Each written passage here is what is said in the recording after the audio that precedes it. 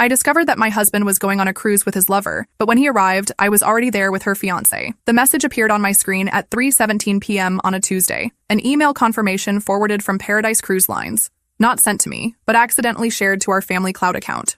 A luxury suite, champagne package, couples massage, all booked under my husband's name for the following week during his important business conference in Seattle.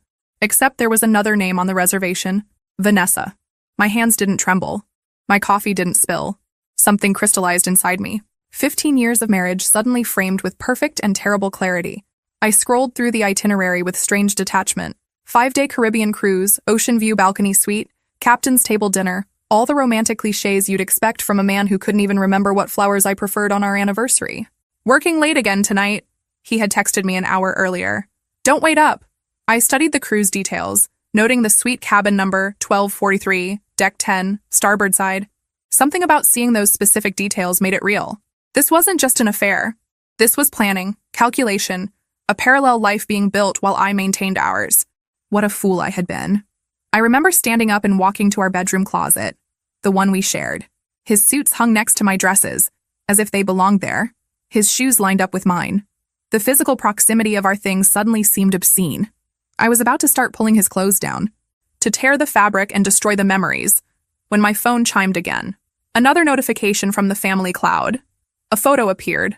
A woman, young, blonde, perfect teeth, posing in front of a mirror wearing lingerie that still had price tags hanging from it. The caption read, "Can't wait for you to take this off on our trip." Counting the days. I recognized her. Vanessa, the new customer service director at my husband's company, the one he had insisted on inviting to our Christmas party last December, the one who had looked at me with something like pity while accepting a glass of wine in my home. What stopped me from destroying his things wasn't restraint. It was a random memory. A conversation I'd overheard at a charity gala 3 months ago. Vanessa discussing loudly her engagement to some tech entrepreneur, showing off a flashy diamond ring, talking about her upcoming June wedding. I sat on the edge of our bed, phone still in hand, and did something I'd never done before. I searched her name on social media. Her profile was public, filled with hashtags about being blessed and future wife, and there he was, her fiancé, tagged in dozens of photos. Bradley, handsome in his polished Silicon Valley way. His own profile full of startup success stories and motivational quotes. One recent post caught my attention. Heading on a solo trip before the wedding madness. Time to clear my head and come back ready to start forever with a Vanessa. The cruise dates matched exactly. A strange calm came over me, the kind that arrives when the universe delivers something so perfectly synchronized it feels like destiny. I opened my laptop and navigated to Paradise Cruise Line's deck plans. Cabin availability. My credit card was already in my hand. 20 minutes later, I had my own confirmation email. Single cabin 1245, right next to their love nest. The symmetry was too perfect to ignore. I took a deep breath and did the only rational thing a woman in my position could do. I found Bradley's business email through his company website and sent him a message. Mr. Bradley, I believe we have something important to discuss regarding our respective partners and their upcoming Caribbean cruise. Would you be available for coffee tomorrow? It concerns your fiancée Vanessa and my husband, who have made plans I think you should know about. I attached the booking confirmation. I didn't cry. I didn't scream. I simply waited, watching the little dots that indicated he was reading my message. Typing, stopping, typing again. His response came 3 minutes later. Where and when? The next morning, I sat at a corner table in an upscale downtown cafe watching the door. I recognized him immediately. Taller in person, with that confident stride of someone accustomed to commanding rooms. His eyes found mine across the space. Recognition, understanding, the look of someone whose world was also shattering. He sat across from me. No handshake, no introduction needed. Show me everything, he said quietly. And I did. By the time our coffees had gone cold, we had formed an alliance born of shared betrayal. Not just an alliance, a pact, a strategy. They think they're so clever, I said, finally allowing myself a bitter smile. They have no idea what's coming. Bradley's expression hardened with resolve. What exactly did you have in mind? I leaned forward, lowering my voice. I already booked the cabin next to theirs, but one person watching their romantic getaway crumble isn't as satisfying as two, don't you think? He matched my lean, his voice equally low. Are you suggesting what I think you're suggesting? I'm suggesting we both take that cruise. I'm suggesting we become very, very good friends who just happen to be everywhere they are. I'm suggesting we make this the vacation they'll never forget, for all the wrong reasons. For the first time since we'd sat down, Bradley smiled. It wasn't a pleasant smile. It was the smile of someone imagining sweet, calculated retribution. "I'm in," he said, "but we need to be smarter than them. We need a plan that doesn't just catch them, but destroys whatever fantasy they've built." I nodded, feeling something like excitement beneath my anger. By the time we dock back in Miami, they'll wish they never set foot on that ship. The week before the cruise passed in an Academy Award-worthy performance. I kissed my husband goodbye as he packed his conference clothes. I helped him choose a tie for his presentation. I even drove him to the airport, waving from the departure lane with a smile plastered on my face. "I'll miss you," he said, his eyes not quite meeting mine. "Oh, I'm sure the time will fly," I replied, thinking of the swimsuits and evening dresses already packed in my own suitcase, hidden in Bradley's temporary apartment. As soon as his plane took off, not to Seattle but to Miami, I drove straight to the port where Bradley was waiting. We had spent every day of the past week planning, coordinating, building a backstory that would make us seem like old college friends reuniting by chance, practicing our reactions for when we accidentally ran into our cheating partners, memorizing the ship's layout. We booked identical shore excursions to the ones they had scheduled. "How are you feeling?" Bradley asked as we checked in at the cruise terminal, his hand briefly touching my shoulder. "I keep alternating between wanting to cry and wanting to push them both overboard," I admitted. He nodded. "I've already looked up maritime law. Unfortunately, that would be frowned upon." That unexpected flash of dark humor made me laugh for the first time in days. It felt strange in my throat. We boarded separately, agreeing to meet later after settling into our cabins. I found mine easily, 12:45, right next to where my husband would soon be caressing his lover. I pressed my ear to the adjoining wall. Empty for now. Their flight wouldn't arrive for a few hours. I unpacked methodically, hanging dresses I had bought specifically for this cruise, dresses my husband had never seen, dresses chosen to make a statement when the inevitable confrontation came. At 6 p.m., Bradley texted, "They've boarded. Just saw them at check-in. They didn't see me." My heart raced. My palms grew damp. The moment was approaching faster than I had anticipated. I met Bradley at a bar 3 decks up, far enough away that we wouldn't immediately run into them. He already had a martini waiting for me. "To the most twisted vacation either of us has ever taken," he said, raising his glass. I clinked mine against his. "May we survive with our dignity, if not our marriages." My marriage ended before it began, apparently. His voice had the same hollow quality I'd felt in my chest for days. We shared our stories then, filling in the blanks of our relationships. Bradley had met Vanessa at a tech conference 2 years ago. They had gotten engaged quickly. Too quickly, he realized now. There had been signs of her infidelity, unexplained absences, secretive phone behavior, sudden work emergencies. I ignored it all, he said, staring at his drink. I wanted so badly to believe I'd found the right person. 15 years, I replied. 15 years I gave him. We talked about children. We decided together to focus on our careers first. We had a timeline. Next year was supposed to be our year to try. My voice broke unexpectedly. Bradley's expression softened. "I'm sorry." "Don't be. Be angry. I am." We spent hours talking, drinking enough to stay relaxed but not enough to cloud our judgment. We needed to be sharp, ready. Around 10 p.m., we ventured to the main dining room for the welcome dinner, and there they were, sitting at a table for 2 near the windows. My husband's hand rested on the small of Vanessa's back as they studied the menu. Intimate, comfortable, practiced. The sight hit me harder than I expected. This wasn't their first trip together. This wasn't new. The realization made my knees buckle slightly. Bradley steadied me with a hand on my elbow. "Not yet," he whispered. "Let them think they got away with it. Tomorrow we begin." We retreated to a different restaurant, but I couldn't eat. My stomach was a knot of acid and anger. "How long do you think this has been going on?" I asked, pushing pasta around my plate. "Does it matter? A day? A month? A year? They both betrayed us." "It matters to me," I insisted. "I need to know how much of my life has been a lie." Back in my cabin that night, I pressed my ear to the wall again. I could hear them laughing, murmuring, the occasional creak of bed springs. I recorded it all, evidence for what was to come. I barely slept. When morning came, I met Bradley for breakfast on the Lido deck. We had determined that our cheating partners had booked a snorkeling excursion at our first port of call, a small private island owned by the cruise line. "Ready for day 1? Bradley asked, sliding a coffee toward me. "As ready as I'll ever be." We took the tender to the island 30 minutes after my husband and Vanessa had left. We spotted them easily on the beach, sharing a lounge chair, her head on his chest, his fingers running through her hair. Bradley and I set up our own chairs exactly in their line of sight, but angled so they wouldn't notice us immediately. We waited for the perfect moment, the recognition, the shock. It came when my husband stood up to get drinks from the beach bar. He turned, 2 frozen cocktails in hand, and froze mid-step when he saw me. The drinks tilted, blue liquid splashing over his hands. I gave a little wave, as casual as if we were running into each other at a grocery store. His face went pale so quickly I thought he might faint. He stood paralyzed, unable to move toward me or back to Vanessa, who was still scrolling through her phone obliviously. I adjusted my new swimsuit, a daring red piece I never would have chosen before, and walked directly toward him. "What a coincidence," I said, loud enough for nearby sunbathers to hear. "How lucky to run into you here. The weather looks different than I remembered from Seattle." He opened and closed his mouth, speechless. Over his shoulder, I saw Vanessa look up, confusion crossing her face, then horror as she spotted Bradley approaching behind me. "What? How?" My husband finally managed. "Your lover should be more careful about sharing your itinerary on the family cloud account," I said pleasantly. "Oh, and you should meet my friend Bradley. I think he already knows your girlfriend."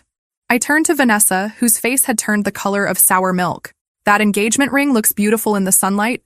Does your fiancé know you're engaged? Or is that just a detail you've overlooked while planning your romantic getaway?" People were watching us now, openly staring at the drama unfolding on the perfect white sand. "This isn't what it looks like," my husband finally said, the most cliched phrase possible. "Really?" I looked pointedly at the 2 blue drinks, then Vanessa's shocked face, then back at him.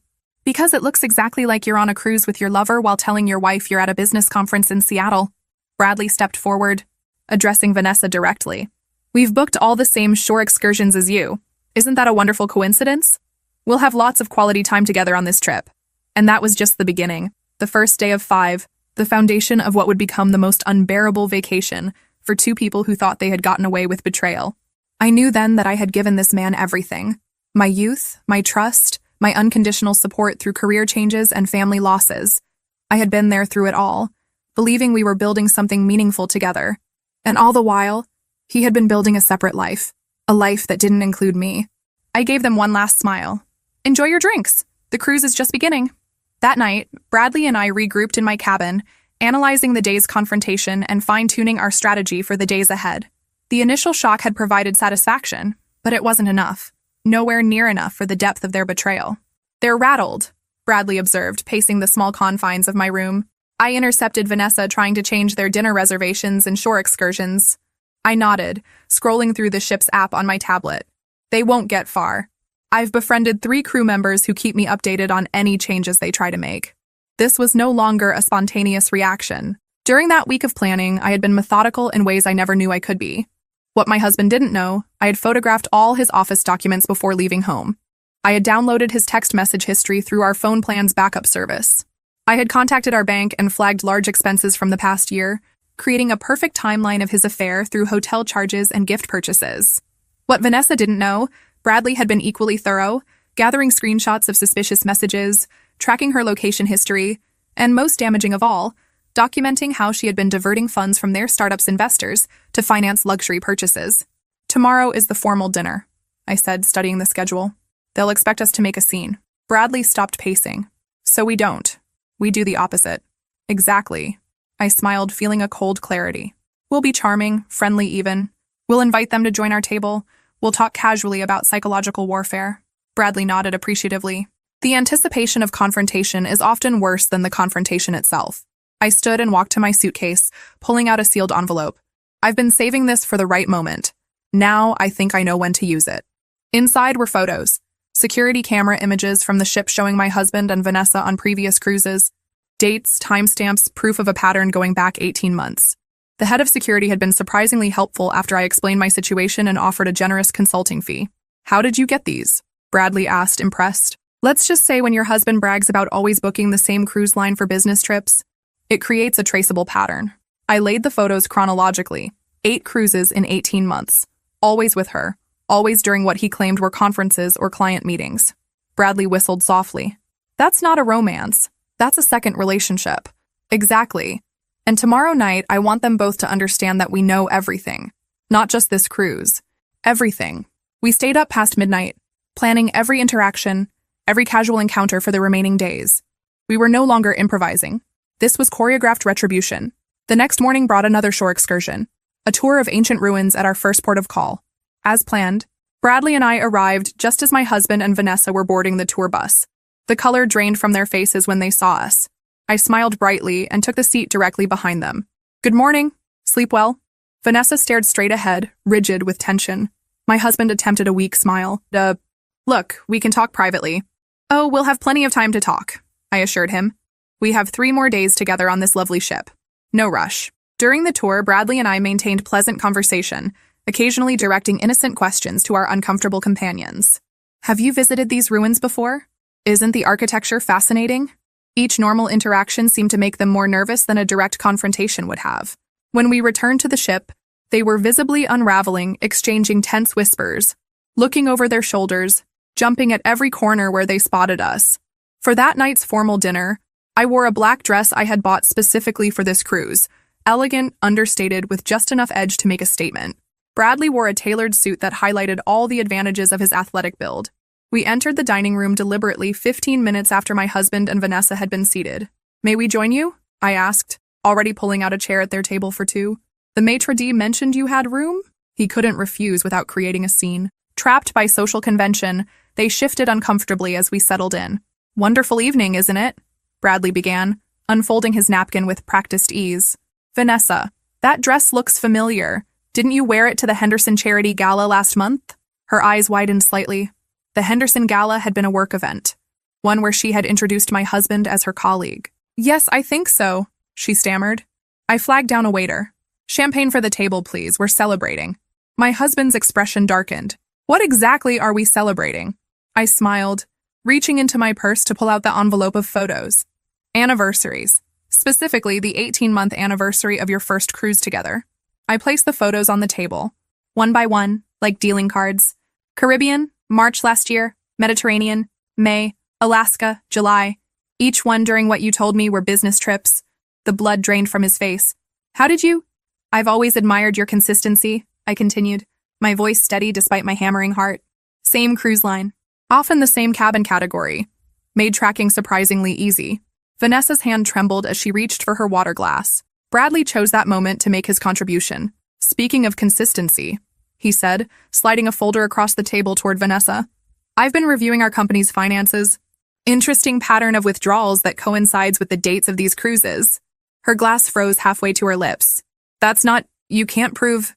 Our investors were quite interested in the documentation, Bradley continued calmly. I had a fascinating call with them yesterday. This was the moment I had prepared for. Watching the dawn of understanding that we weren't just angry spouses lashing out.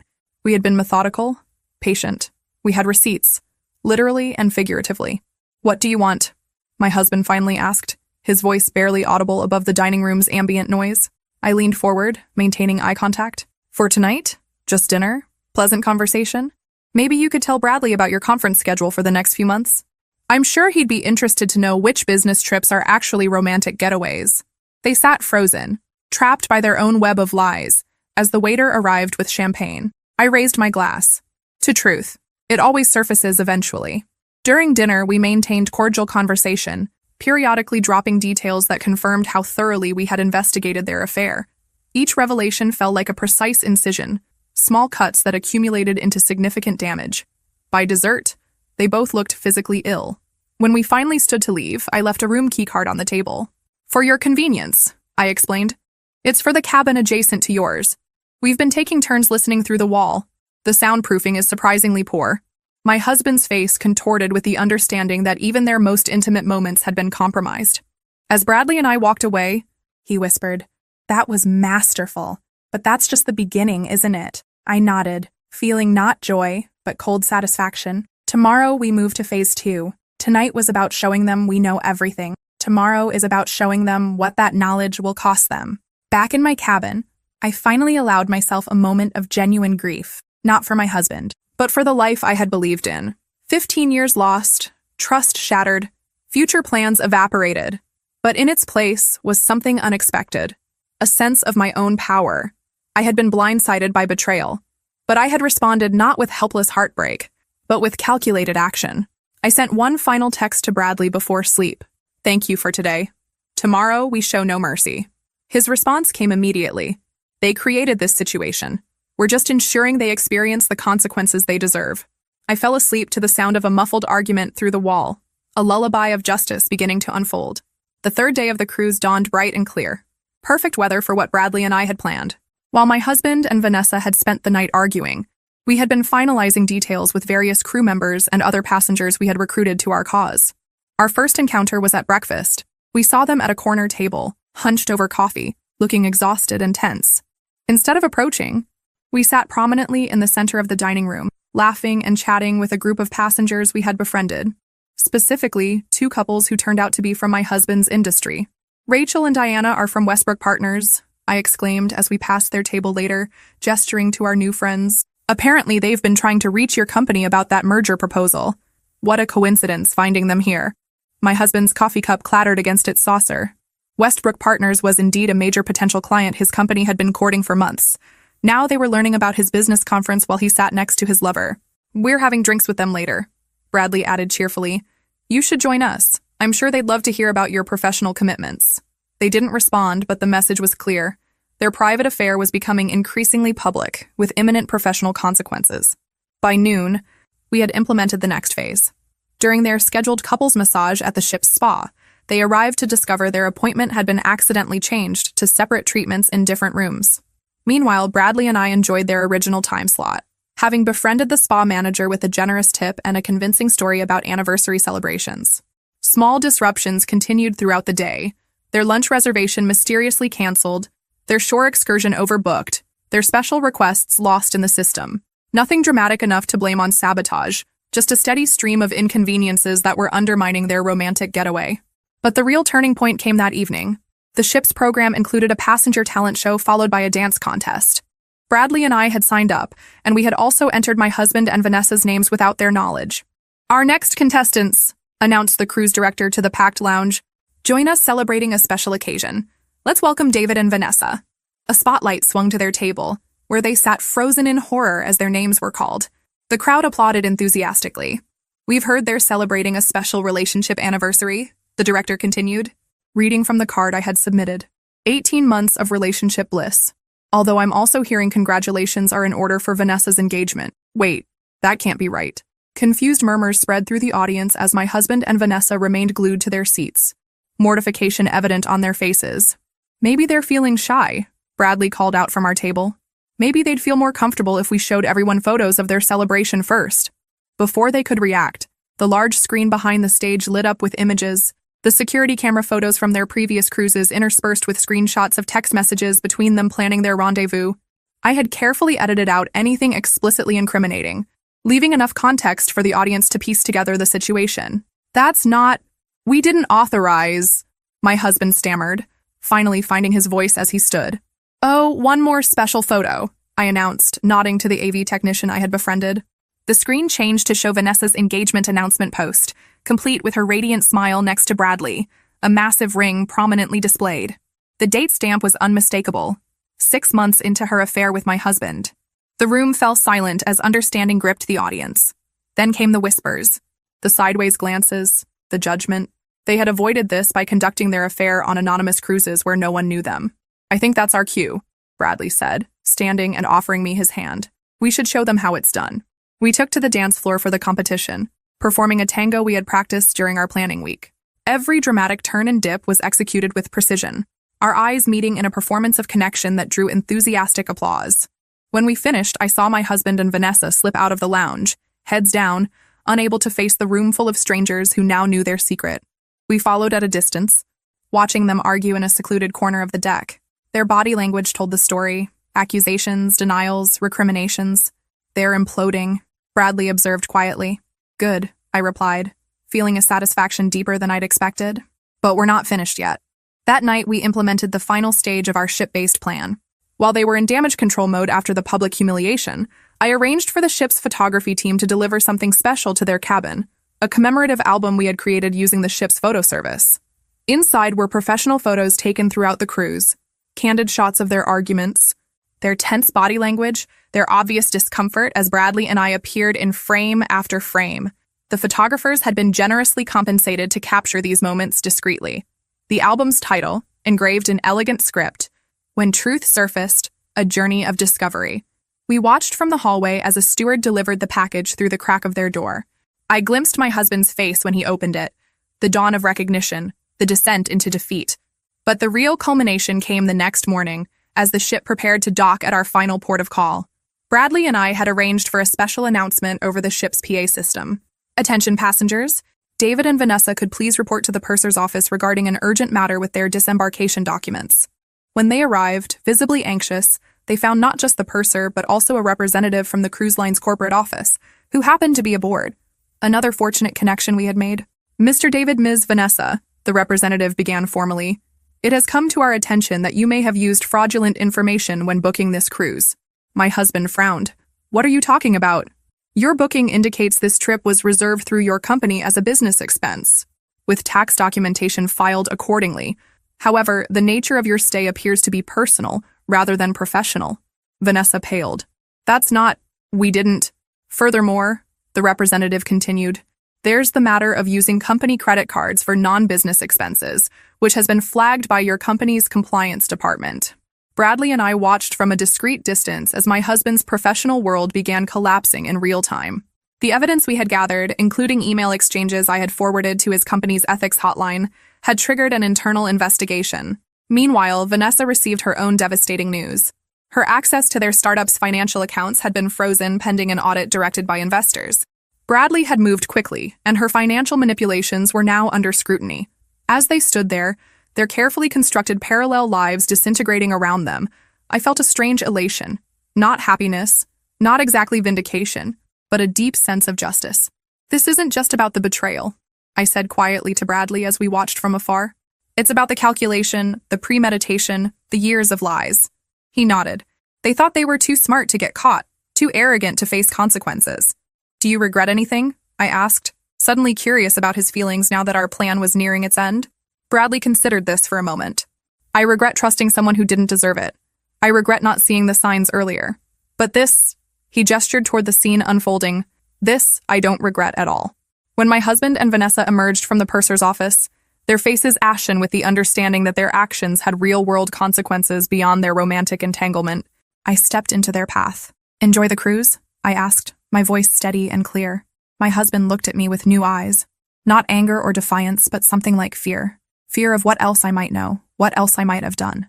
This is just the beginning, I told him quietly. When we dock tomorrow, you'll find your belongings packed and waiting at a hotel. The locks have been changed. Divorce papers are with my lawyer, and every member of our family and social circle has received a detailed account of how and why our marriage ended. I turned to Vanessa. As for you, I wonder if your wedding vendors will refund your deposits. Bradley tells me he's been quite thorough in his communications with them. She flinched as if I had slapped her. The thing about betrayal, I continued, addressing both of them, is that it shows who people really are. You both showed me exactly who you are. I'm just making sure everyone else sees it too. With that, Bradley and I walked away, leaving them standing in shock in our wake. That night, our final night on the ship, we dined at the captain's table. The reservation originally made for my husband and Vanessa, now transferred to us through the connections we had cultivated. To new beginnings, Bradley proposed, raising his glass. I clinked mine against his, feeling lighter than I had in years. And to truth, no matter how painful, always setting you free. 6 months after that fateful cruise, I stood on a different deck, this one belonging to my new waterfront condo. The ocean stretched before me, infinite and uncertain, like my future. But for the first time in a long while, that uncertainty felt exhilarating, rather than terrifying. The divorce had been finalized with surprising speed. My husband, faced with the mountain of evidence I had gathered and the professional embarrassment already unfolding, hadn't contested any of my terms. His affair had cost him more than just his marriage. The ethics investigation at his company had resulted in a demotion and professional censure. The cruise line had also banned him from future bookings after determining he had indeed committed fraud with his business expense claims. As for Vanessa, her story had unraveled even more dramatically. The financial irregularities Bradley had uncovered were just the tip of the iceberg. Once investors began looking closely at their startup's books, they found a pattern of embezzlement that led to criminal charges. Her wedding, needless to say, never materialized, though the canceled vendor contracts and non-refundable deposits had created a financial burden that compounded her legal troubles. I sipped my morning coffee, watching seagulls wheel against the clear blue sky. My phone chimed with a text from Bradley. Just landed. Still on for lunch? Our relationship had evolved in unexpected ways since the cruise, not romantically. We were both too scarred for that leap, but into something equally valuable. A genuine friendship forged in the crucible of shared betrayal and recovery. We had stayed in contact through the aftermath, supporting each other through divorce proceedings, legal complications, and the emotional turbulence of rebuilding our lives. He had relocated to open a new office of his now thriving company in my coastal city, a business decision that had coincided with my own relocation after the divorce. "See you at the Pier restaurant at 1, I texted back as I prepared for our lunch. I reflected on how differently things had turned out from what either of us had expected when we boarded that cruise 6 months earlier, consumed with anger and betrayal. Neither of us had imagined emerging stronger, or finding a genuine connection with each other. The Pier restaurant was busy when I arrived, but Bradley had secured our usual table on the patio. He stood when he saw me, his smile genuine. "The Tokyo deal closed," he announced as I sat down. "The investors are thrilled. Congratulations." I raised my water glass in a mock toast. Not bad for someone whose fiancé tried to sink his company. He laughed, a sound that had become more frequent as the months passed. "Speaking of sinking, did you hear anything about our favorite couple?" I shook my head. "Not directly, but Caroline mentioned seeing David at a conference last month. Apparently he's lost weight and looks haunted." Caroline, my former neighbor, had stayed firmly in my corner during the divorce. "Vanessa's plea agreement was finalized," Bradley replied. "Probation, restitution, and community service. Her parents had to mortgage their house for her legal fees. We exchanged these updates not with malice, but with the detached interest of people who had moved beyond the need for revenge. Satisfaction had faded into something more valuable: indifference. Our meal arrived and conversation shifted to our current lives. My new consulting business, his expansion plans, the charity gala we would both attend next weekend. "I've been meaning to ask," Bradley said as we finished dessert. "That cruise line sent me a promotional email yesterday. Caribbean itinerary, special offer for holiday travel." I raised an eyebrow. "Planning another revenge cruise so soon?" "Actually," he said, his expression turning serious, "I was thinking about reclaiming the experience. A trip with no agenda or manipulation, just enjoyment." "Sounds good," I replied, surprised by his suggestion. "Would you consider coming? As friends?" he added quickly. "I think we both deserve to experience a cruise that isn't organized around someone else's betrayal." I considered his offer, this unexpected invitation to revisit the scene of our strange alliance. 6 months ago, I would have recoiled at the idea. Now, I found myself nodding. "I'd like that," I said simply. As we walked along the waterfront after lunch, I realized something profound had shifted. The cruise that was meant to expose betrayal had inadvertently revealed something entirely different: my own resilience. I had survived not just my husband's infidelity, but the collapse of a future I had believed in completely. "You know what?" I said as we paused to watch sailboats in the harbor. "Sometimes I almost want to thank them." Bradley looked surprised. "Thank them for what?" "For forcing me to become someone stronger than I ever knew I could be. For inadvertently introducing me to a true friend." I gestured between us. "Their betrayal was painful, but what came after? I wouldn't change it for anything." He nodded slowly. "I've had the same thought. If Vanessa hadn't cheated, I'd be married to someone who was willing to steal from our company and lie to my face daily. Instead, I'm here, rebuilding something authentic." The sun gleamed on the water, casting everything in golden light. In that moment, I realized the most unexpected outcome of all. True closure doesn't come from revenge, however satisfying it might be. It comes from building something new from the wreckage, something honest and real. "So," Bradley said, checking his watch, "I should head back for my conference call. But about that cruise, winter vacation, New Year's itinerary?" I smiled, feeling a lightness that had once seemed impossible. New Year sounds perfect, an appropriate way to start the next chapter. As we said goodbye, I took one last look at the ocean, the same ocean we had sailed during that fateful cruise. The water that had carried us through betrayal now stretched before me as a symbol of possibility. The horizon was open, the future unwritten, and for the first time in years, I was genuinely excited to see what came next.